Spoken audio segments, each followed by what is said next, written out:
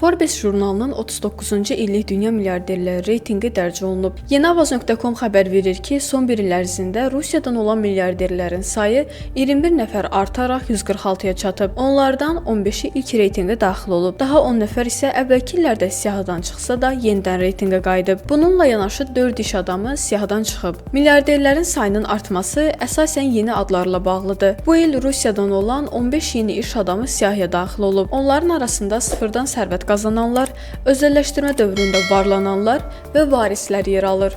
Yeni milyarderlər kömür, nəqliyyat, mənzil tikintisi, maliyyə, IT, əczaçılıq, ticarət və enerji sahələrində fəaliyyət göstərirlər. Onların arasında ən varlı şəxs isə Farmasintez əczaçılıq şirkətinin sahibi Vikram Punya olub. Onun sərvəti 2,1 milyard dollar dəyərində qiymətləndirilir. Bundan əlavə Rusiyalı milyarderlərin ümumi sərvəti 625,5 milyard dollar həddinə yüksələrək yeni rekord imza atıb. Əvvəlki maksimum göstərici 2021-ci ildə 606,2 milyard dollar olub. Reytinqin lideri dəyişməz olaraq qalır. Nikolin səhmdarı əslən Azərbaycandan olan Vahid Ələkbərov Rusiyanın ən varlı iş adamı ünvanını qoruyub saxlayıb. Onun sərvəti 28,7 milyard dollar olub. Vahid Ələkbərov Severstalın sahibi Aleksey Mordaşovu, Novateka və Sibura şirkətlərinin səhmdarı Leonid Mixelsonu cüzi fərqlə geridə qoyub. Qeyd edək ki, indiyədək Rusiya milyarderləri arasında yalnız 5 nəfər bu reytinqdə bir neçə dəfə birinci yeri tutub. Onlar arasında Vladimir Lisin, Roman Abramoviç,